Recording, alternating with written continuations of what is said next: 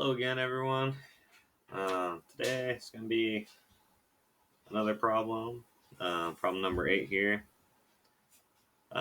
So we're going to evaluate the following indefinite integral. The integral of cosine squared x times sine x. So there's really only one way to do this. I guess you could possibly do it another way, but I think this is by far the simplest method. So this isn't anything you can do on your standard TI 36X Pro calculator. Maybe if you had something special like an Inspire, you can do an indefinite integral.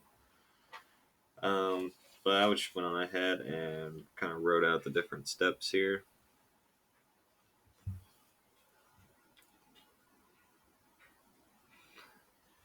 So two things you have to keep in mind in order to solve this. You have to know some properties of cosine and sine. The other is the substitution rule for indefinite integrals. So there's actually a ton of different properties for trigonometry for all the different angles, sine, cosine, tangent, cotangent, cosecant, secant, um, those functions. But for this problem, all we really need to know are the ones for sine and cosine related to derivatives. So the derivative of cosine is negative sine.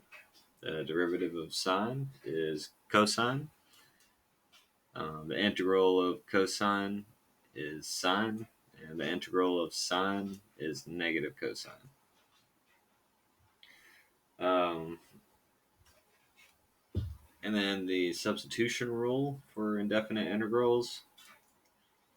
So that's probably pretty confusing if you haven't ever seen this before. It takes a while of getting used to kind of understand what they're doing here. So I just went ahead and try to break it down. So this basically what this says is you have a function, and in that function you have g of x. That function of g of x multiplied to the derivative of g of x.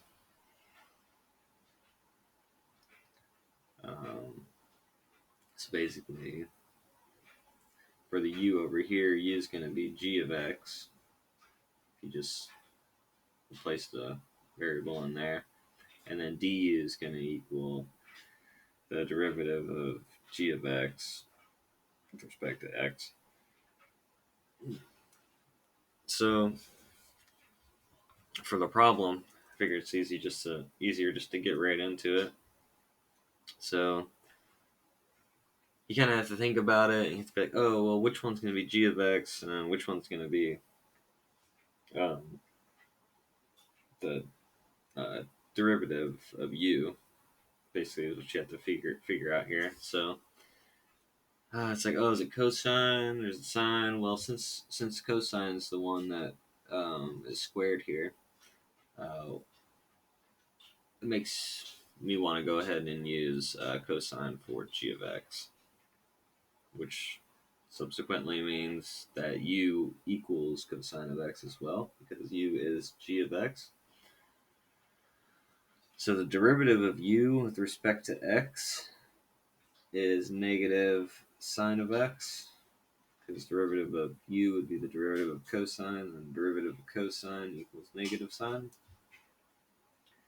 So this implies that du equals negative sine of x dx.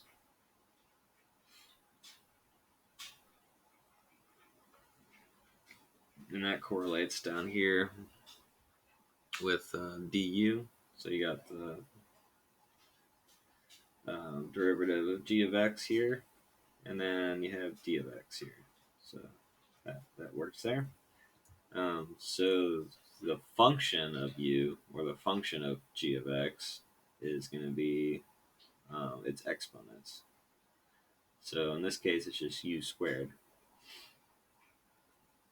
So f of u equals u squared um, multiplied with d of u, which is the negative sine of x d of x. So you can just pull the negative out. Um, that way you can just have du instead of like a negative du.